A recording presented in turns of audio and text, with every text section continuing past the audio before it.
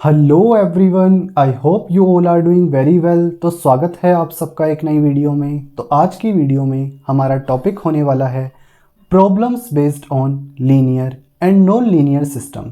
तो आज हम एक प्रॉब्लम देखेंगे सबसे पहले based on linear and non linear system, और उसके बाद हम क्या है जो अब तक हमने प्रॉब्लम्स में कुछ रिजल्ट्स डिस्कस किए हैं उनको क्विकली रिवाइज करेंगे।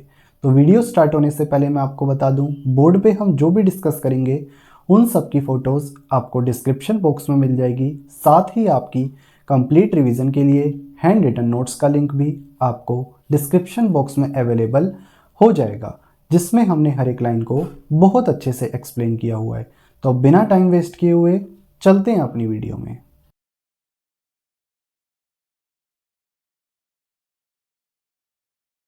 ओके, तो सबसे पहले हम यहाँ पे प्रॉब्लम को डिस्कस करते हैं। ठीक है, यहाँ पे हमें क्या है, एक सिस्टम के लिए वाई टी आउटपुट दे रखा है, यानी कि सिस्टम रिलेशनशिप दे रखा है जो क्या है Y T equals to even component of X T.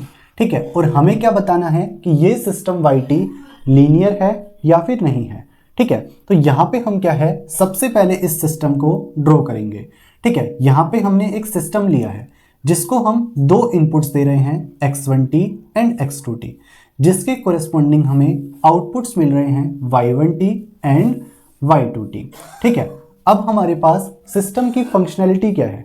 यहाँ पे अगर हम देखें तो हमें सिस्टम आउटपुट yt दे रहा है इवन कंपोनेंट ऑफ xt, यानी कि जब हम इस सिस्टम को xt इनपुट दे रहे हैं तब हमें क्या है आउटपुट मिल रहा है इवन कंपोनेंट ऑफ xt, यानी कि सिस्टम हमें क्या है आउटपुट पे इवन कंपोनेंट दे रहा है इनपुट xt का। तो सिस्टम का काम क्या हुआ, इवन कंपोनेंट ऑफ इनपुट देना एट आउटपुट। ठीक है, तो ये हमने फंक्शनैलिटी निकाल ली। अब हमारे पास ये सिस्टम लीनियर है या फिर नहीं, वो हम कैसे निकालेंगे, कंडीशन ऑफ लीनियरिटी के थ्रू। और कंडीशन ऑफ लीनियरिटी के लिए ये एक्सप्रेशन हमारे पास होता है। ठीक है, ये एक्सप्रेशन हमें क्या कहता है कि जो आउटपुट है a1 x1t plus a2 x2t, यानी कि कंबाइंड इनपुट्स का आउटपुट इक्वल होना चाहिए इंडिविजुअल इनपुट्स के आउटपुट के एडिशन के।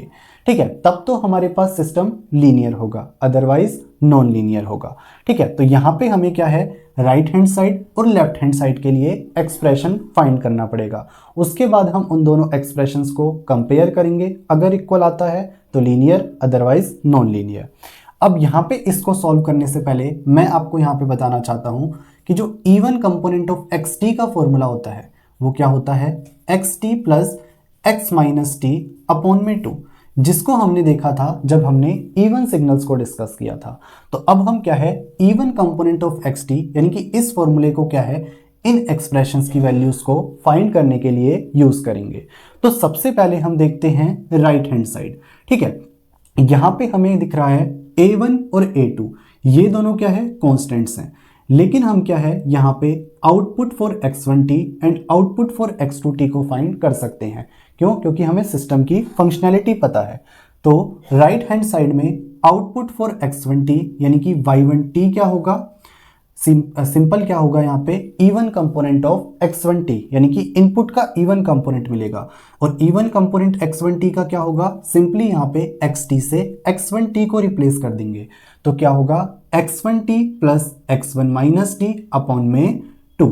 ठीक है, तो ये हमने निकाल लिया output of x1t। Similarly output of x2t क्या होगा, जिसको हम y2t से रिप्रेजेंट कर रहे हैं, सिंपली इवन कंपोनेंट होगा x2t का, यानी कि यहाँ पे xt से रिप्लेस कर देंगे x2t को। तो क्या हो जाएगा x2t plus x2 minus T upon में 2, यानी कि output of x2t and output of x1t और x2t को हमने फाइंड कर लिया। अब हमारा काम है a1 और a2 से इन आउटपुट्स को मल्टीप्लाई करना और इनको आपस में ऐड करना। ठीक है, तो a1 output of x1t plus a2 output of x2t क्या होगा, a1 into output of x1t क्या है x1t plus x1 minus T upon में 2 plus a2 output of x2t क्या है x2t plus x2 minus T upon में 2। आगे इसको सॉल्व करें, a1 को अंदर मल्टीप्लाई कर लेते हैं, तो a1 x1t plus a1 x1 minus T. ठीक है, उसके बाद यहाँ पे a2 को अंदर मल्टीप्लाई करें तो a2 x2t plus a2 x2 minus T upon में 2। अब इस ब्रैकेट के अंदर जो हमारे पास टर्म्स लिखी हैं हम उन दोनों को सेपरेट करेंगे। ठीक है, तो यहाँ पे क्या हो जाएगा हमारे पास a1 x1 टी अपॉन में 2 और a1 x1 minus T upon में 2। ठीक है, प्लस यहाँ पे इन दोनों को सेपरेट करें तो a2 x2 t by 2 plus a2 x2 minus T by 2। ठीक है, तो इस तरीके से हमने क्या है कंप्लीट एक्सप्रेशन फाइंड कर लिया राइट हैंड साइड के लिए। अब हम देखते हैं लेफ्ट हैंड साइड को। लेफ्ट हैंड साइड में हमें आउटपुट फाइंड करना है कंबाइंड इनपुट्स के लिए, यानी कि output of x1t plus x2t को फाइंड करना है। ठीक है, तो अब हमारे पास क्या है कंप्लीट इनपुट ये होगा और यहाँ पे सिंपली क्या होगा इस इनपुट के लिए हमें इवन कंपोनेंट मिलेगा आउटपुट पे। तो output of x1t plus x2t क्या होगा, सिंपली xt से हम x1t प्लस x2t को रिप्लेस कर देंगे। तो x1t plus x2t plus x1 minus T plus x2 minus T upon में 2, यानी कि xt की जगह हमारे पास सिंपल ये आ गया और x माइनस टी की जगह टाइम रिवर्सल वर्जन आ गया इस पूरे इनपुट का और अपॉन में 2।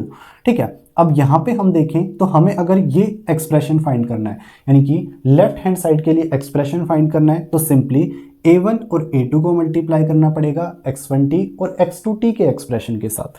ठीक है, तो output of a1 x1t plus a2 x2t क्या होगा, x1t के साथ a1 को मल्टीप्लाई किया प्लस x2t के साथ a2 को मल्टीप्लाई किया प्लस x1 माइनस टी के साथ a1 को मल्टीप्लाई किया और x2 माइनस टी के साथ a2 को मल्टीप्लाई किया। ठीक है, अब हम यहाँ पे क्या है इनको सेपरेट करके लिख लेंगे। ये हो गया हमारे पास a1 x1 t बाई 2 और ये हो गया a2 x2 t बाई 2। ठीक है, देन यहाँ पे a1 x1 minus T by 2 और यहाँ पे a2 x2 minus T by 2। तो इस तरीके से हमने क्या है कंप्लीट एक्सप्रेशन की वैल्यू फाइंड कर ली लेफ्ट हैंड साइड के लिए। अब हमारे पास दोनों एक्सप्रेशन है, यानी कि राइट हैंड साइड और लेफ्ट हैंड साइड। अब हमारा काम इन दोनों को कंपेयर करने का है, तो कंपेयर करते हैं। यहाँ पे हम देखें इंडिविजुअल इनपुट्स के लिए सबसे पहली टर्म है a1 x1 t बाई 2, तो यहाँ पर है हाँ a1 x1 t बाई 2 हैगा, plus a1 x1 minus t by 2 क्या यहाँ पर है, हाँ यहाँ पे भी है a1 x1 minus t by 2 plus a2 x2 t by 2, a2 x2 t by 2 यहाँ पे भी है plus a2 x2 minus t by 2, a2 x2 minus t by 2, यानी कि इन दोनों एक्सप्रेशंस में हमारे पास चारों टर्म्स सेम है। इसका मतलब क्या हुआ, ये दोनों एक्सप्रेशन एक दूसरे के इक्वल है। अब क्योंकि राइट हैंड साइड इक्वल आया लेफ्ट हैंड साइड के, तो हम क्या कह सकते हैं ये सिस्टम एक लीनियर सिस्टम है, क्योंकि यहाँ पे कंबाइंड इनपुट्स का आउटपुट इक्वल आ रहा है इंडिविजुअल इनपुट्स के आउटपुट के एडिशन के। तो ये हमारे पास सिस्टम लीनियर है। ठीक है, सिंपल काम था, सिस्टम की फंक्शनैलिटी फाइंड करी, इवन कंपोनेंट का फॉर्मूला लगाया right hand side left hand side के एक्सप्रेशंस में, कंपेयर किया, दोनों इक्वल आ रहे थे, तो हमने क्या कह दिया सिस्टम लीनियर है। अब यहाँ पे एक चीज नोट करने वाली है, वो क्या है, हमें यहाँ पे आउटपुट yt मिल रहा है इवन कंपोनेंट ऑफ xt, यानी कि इनपुट दिया हमने xt, आउटपुट पे मिला इवन कंपोनेंट ऑफ xt, यानी कि ये सिस्टम हमें आउटपुट पे इनपुट का इवन कंपोनेंट दे रहा है। तो यहाँ से हम जनरल केस क्या निकाल सकते हैं, अगर हमारे पास कोई सिस्टम है जिसको हम इनपुट दे रहे हैं और वो आउटपुट पे हमें उस इनपुट का इवन कंपोनेंट दे रहा है, तो ऐसा सिस्टम हमारे पास क्या है, हमेशा लीनियर सिस्टम होगा। तो अब अगर आपके पास एग्जाम में कोई भी ऐसा क्वेश्चन आता है जिसमें आप देखते हो कि yt हमें एक इवन कंपोनेंट दे रहा है इनपुट का, तो आप उस क्वेश्चन को देखते ही समझ जाओगे कि ये सिस्टम क्या है, एक लीनियर सिस्टम है।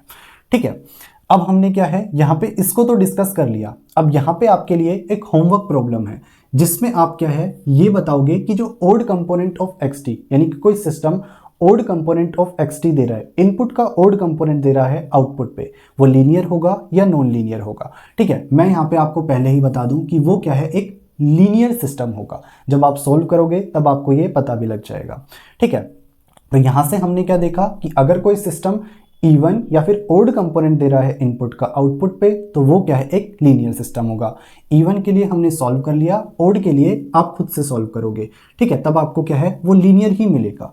आप ओड कंपोनेंट ऑफ xt के लिए ये फॉर्मूला यूज कर सकते हो।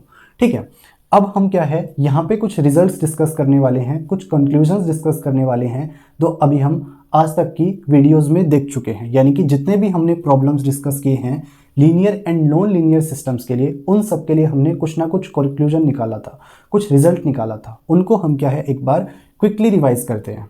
ठीक है, तो सबसे पहला प्रॉब्लम था हमारे पास yt equals to X cos T.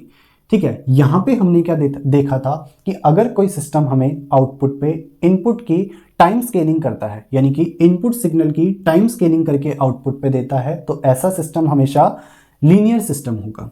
ठीक है, सेकंड प्रॉब्लम थी हमारे पास yt equals to log T X T. ठीक है, इसमें हमने क्या देखा था कि अगर कोई सिस्टम इनपुट सिग्नल की आउटपुट पे एम्पलीट्यूड स्केलिंग करके देता है तो वो सिस्टम लीनियर सिस्टम होगा। उसके बाद थर्ड प्रॉब्लम था हमारे पास yt equals to 3t square plus xt। इसमें हमने देखा था कि अगर कोई सिस्टम आउटपुट पे इनपुट सिग्नल में कुछ डिपेंडेंट या फिर इंडिपेंडेंट टाइम टर्म ऐड करके देता है तो वो सिस्टम हमेशा क्या है, नॉन लीनियर होगा। यानी कि ये सिस्टम है, अगर ये टाइम इंडिपेंडेंट या टाइम डिपेंडेंट टर्म को ऐड करके इनपुट में आउटपुट पे देता है तो ये सिस्टम हमेशा नॉन लीनियर होगा। फोर्थ प्रॉब्लम थी yt equals to xt minus 3 plus xt plus 2। इसमें हमने क्या कंक्लूजन निकाला था कि अगर कोई सिस्टम आउटपुट में हमें इनपुट के टाइम शिफ्टेड वर्जन्स का एडिशन करके देता है तो ऐसा सिस्टम हमेशा लीनियर सिस्टम होगा। फिफ्थ प्रॉब्लम थी yt equals to integration minus infinity to infinity xt dt। यहाँ पे हमने क्या कंक्लूड किया था कि अगर कोई सिस्टम आउटपुट पे इनपुट का इंटीग्रेशन करके देता है तो वो सिस्टम हमेशा लीनियर होगा। सिक्स्थ प्रॉब्लम हमने देखी थी yt equals to D by D T of X T.